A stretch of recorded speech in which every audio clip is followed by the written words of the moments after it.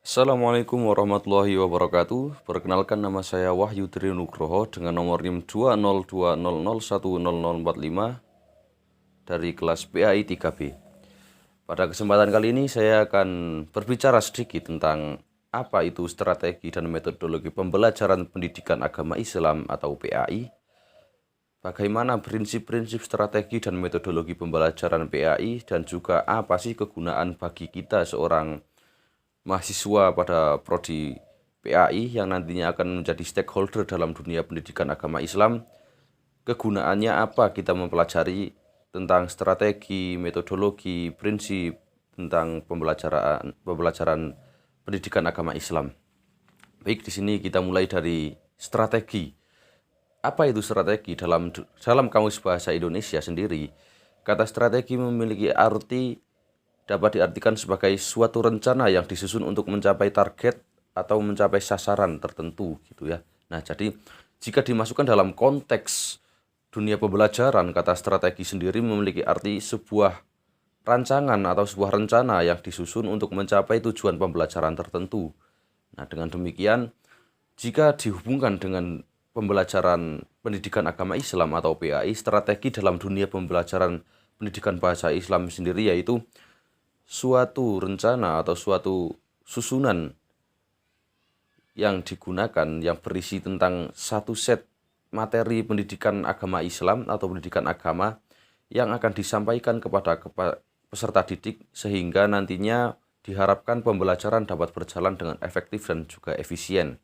Baik, selanjutnya berbicara tentang strategi pembelajaran tentu tidak lengkap atau tidak afdol ketika kita juga tidak membicarakan tentang metodologi pembelajarannya gitu ya. Karena apa? Karena strategi dan metodologi pembelajaran itu memiliki kedudukan yang saling melengkapi dalam dunia pembelajaran. Yang mana ada strategi, harus ada metodologi yang digunakan untuk mencapai atau untuk menjamin ketercapaiannya strategi tersebut gitu.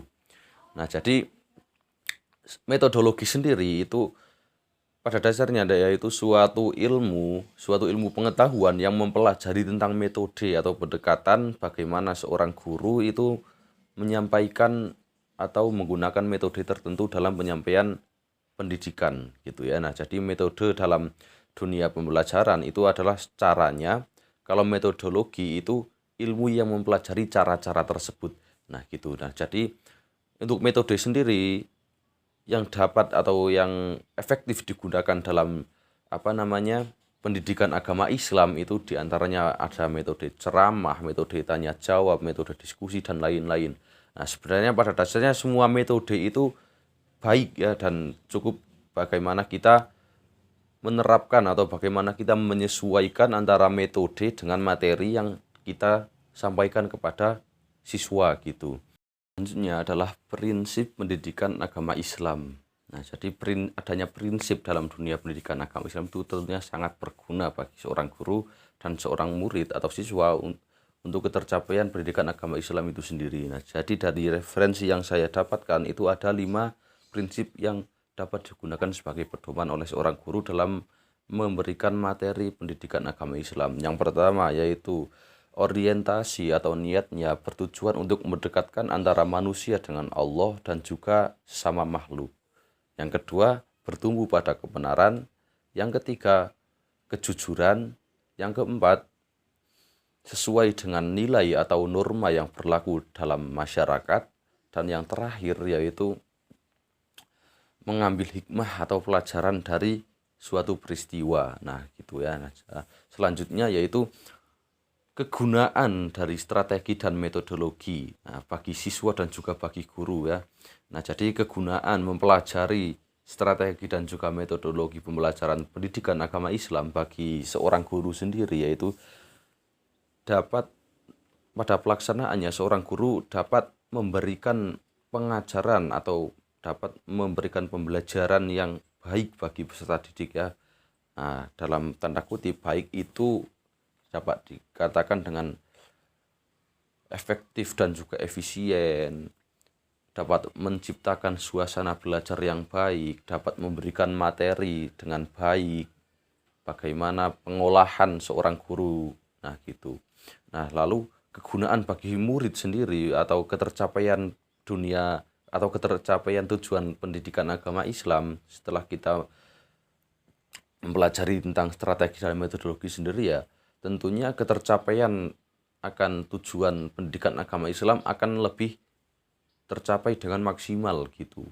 Berbeda dengan ketika suatu pembelajaran agama Islam dilakukan tanpa adanya strategi dan metodologi, otomatis pada pelaksanaannya kegiatan pembelajaran tersebut akan berjalan dengan kacau ya, atau dapat dikatakan tidak efektif gitu, sehingga menjadikan pemahaman murid akan materi pendidikan agama Islam menjadi berkurang. Nah, tentunya itu dalam pendidikan, dalam dunia pendidikan itu tentunya suatu hal yang fatal gitu ya. Nah, jadi mempelajari strategi dan metodologi pendidikan agama Islam itu tentunya sangat berguna sekali, terutama bagi kita seorang guru yang memimpin dan membawa suasana kelas gitu ya. Baik, selanjutnya kita memasuki tema yang kedua, yaitu tentang strategi dan metodologi pembelajaran dalam kurikulum 2013. Nah, ini penting untuk kita bahas ya, karena memang pada saat ini itu dunia pendidikan Indonesia sedang menggunakan kurikulum 2013 sebagai pedoman pelaksanaan pembelajaran gitu. Nah, tapi sebelum kita masuk lebih dalam tentang bagaimana sih pembelajaran dalam kurikulum 2013, tentunya kita perlu mengetahui ya seperti apa kurikulum 2013 itu apa sih gitu. Nah, jadi ini secara singkat kurikulum 2013 yaitu kurikulum 2013 adalah kurikulum yang berlaku dalam sistem pendidikan Indonesia. Kurikulum ini merupakan kurikulum tetap yang diterapkan oleh pemerintah untuk satuan pendidikan gitu. Nah, kurikulum 2013 ini telah berlaku selama kurang lebih 6 tahun. Nah, ini dulunya itu sebagai pengganti dari kurikulum 2006. Nah, ini kurikulum 2013 mulai aktif di Indonesia sejak tahun 2013 awal ya. Nah, langsung saja, mungkin itu secara singkat, mungkin nanti yang lebih rincinya dapat dicari dengan lebih lanjut gitu ya. Nah, ini langsung saja kita masuk pada model pembelajaran pada kurikulum 2013. Nah, di sini yang berdasarkan referensi yang saya dapatkan itu model pembelajaran pada kurikulum 2013 itu ada tiga ini ya, untuk sekolah umum dan satu lagi untuk jenjang SMK. Nah, jadi semuanya itu ada 4. Yang pertama yaitu model pembelajaran berbasis project ya. Nah, ini bahasa kerennya itu project based learning. Yang kedua ada model pembelajaran berbasis masalah atau project atau problem based learning, dan yang ketiga yaitu model pembelajaran berbasis penemuan atau discovery learning gitu ya. Dan yang satu lagi untuk jenjang SMK ini khusus yaitu model pembelajaran berbasis produksi atau production learning gitu. Nah, nanti akan kita bahas satu persatu, dimulai dari problem based learning atau disingkat PBL. Nah, PBL ini adalah metode pengajaran yang bercirikan adanya permasalahan nyata sebagai konteks untuk para peserta didik belajar berpikir kritis dan keterampilan memecahkan masalah dan juga memperoleh pengetahuan gitu ya. Mungkin model ini relevan untuk mendukung strategi pembelajaran seperti ini. Diperlukan metode pembelajaran yang relevan juga gitu, seperti metode mind mapping, karena metode pembelajaran ini menerapkan cara berpikir secara runtut pada sebuah permasalahan gitu. Namanya saja problem based learning ya. Jadi pembelajaran berbasis masalah gitu. Nah, di sini memang benar-benar murid itu dihadapkan dengan permasalahan nyata dan nantinya itu akan dituntut untuk menyelesaikan masalahnya sendiri dan juga menarik kesimpulan atas permasalahan-permasalahan tersebut.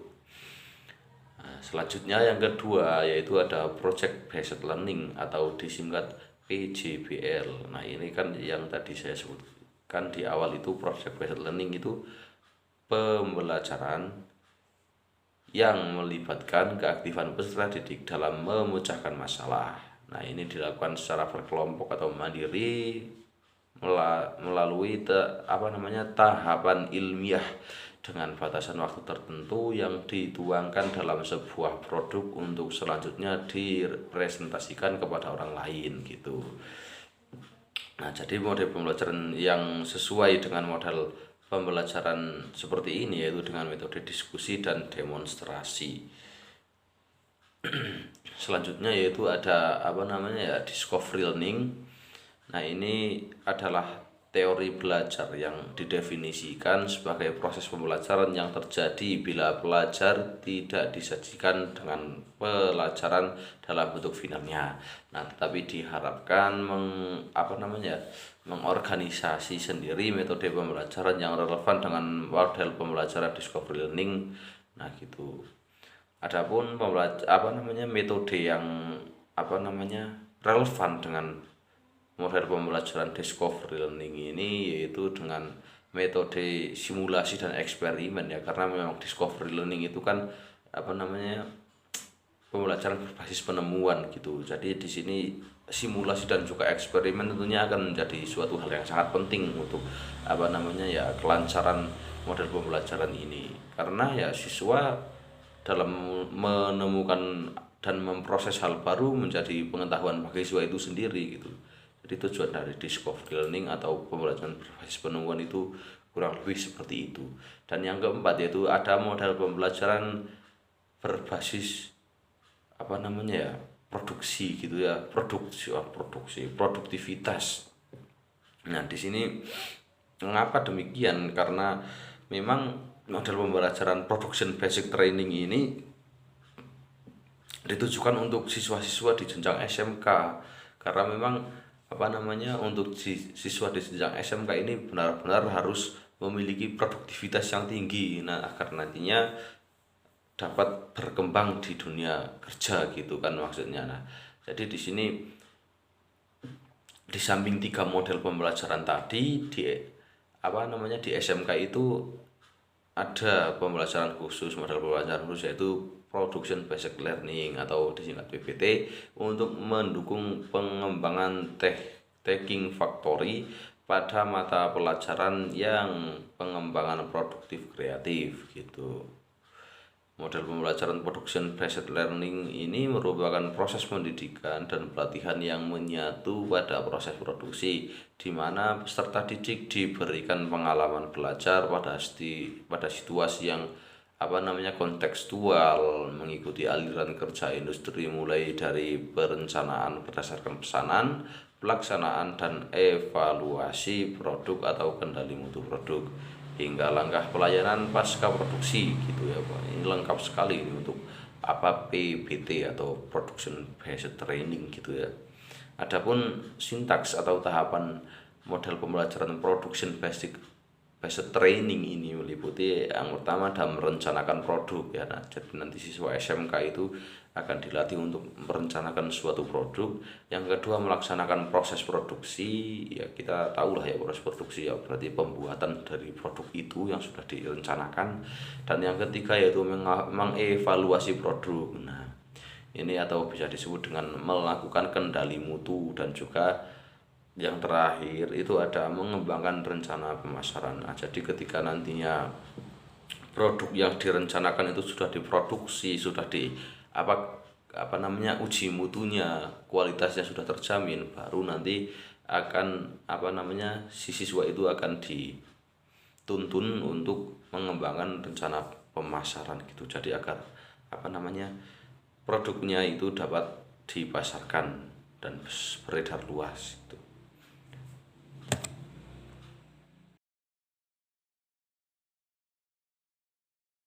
Baik, selanjutnya kita akan berbicara tentang konsekuensi era 4.0 terhadap dunia pendidikan agama Islam.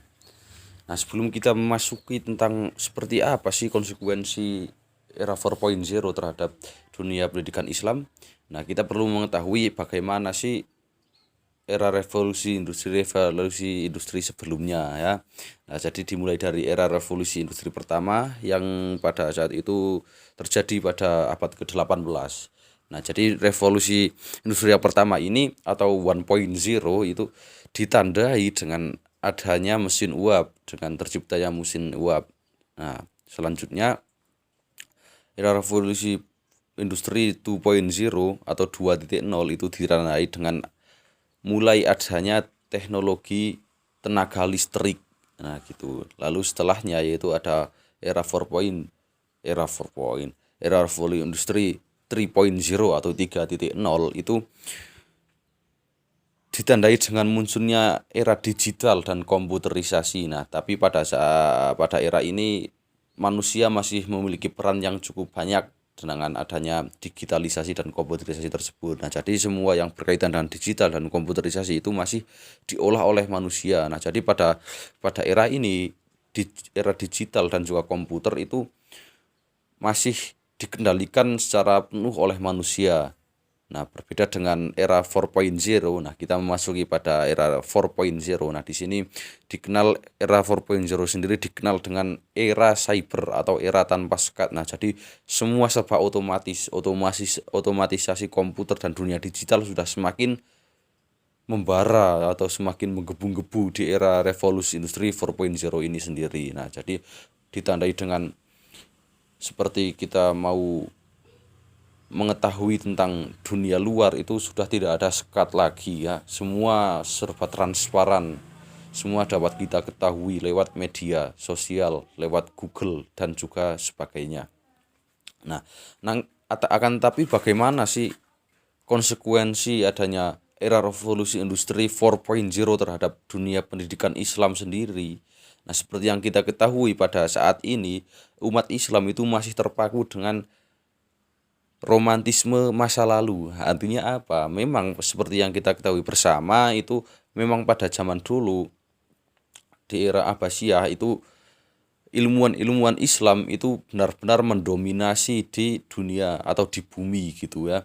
Nah, jadi dari segala bidang, kesehatan, matematika, lalu ada dan lainnya gitu, ilmuwan Islam banyak yang sudah menguasai dengan adanya perkembangan ilmu pengetahuan tersebut. Nah, akan tapi pada era sekarang itu umat Islam ya cuma sekedar mengetahui dan mengagumi saja dengan adanya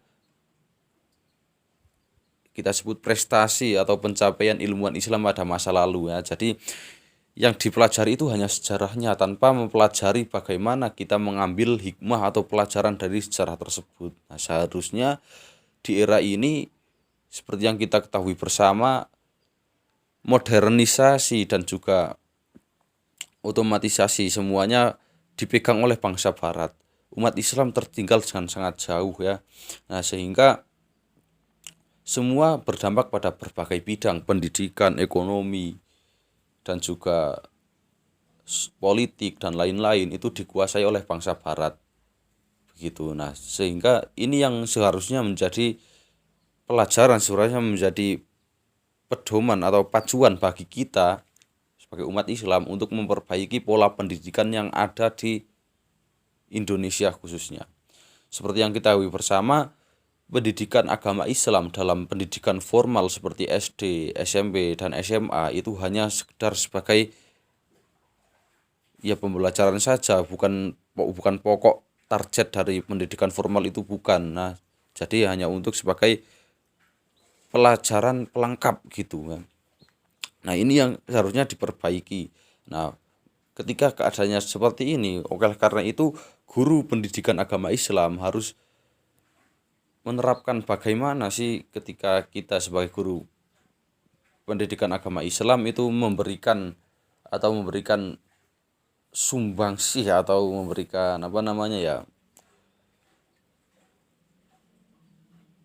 memberikan peran dalam dunia era revolusi industri 4.0 ini agar murid-murid kita itu tidak tertinggal. Nah, oleh karena itu mungkin kalau di dalam dunia pendidikan formal itu pendidikan Islam ya sulit ya ketika memang untuk mengejar revolusi industri 4.0 karena memang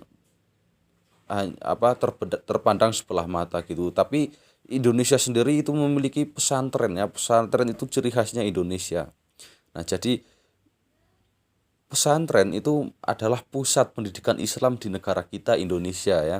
Nah, oleh karena itu mungkin yang harus kita kejar yaitu dari pesantren sebagai pusatnya pendidikan Islam di Indonesia. Nah, bagaimana para kiai atau para pengampu dalam suatu pesantren itu dapat mengolah santri-santrinya untuk mengejar ketertinggalan gitu.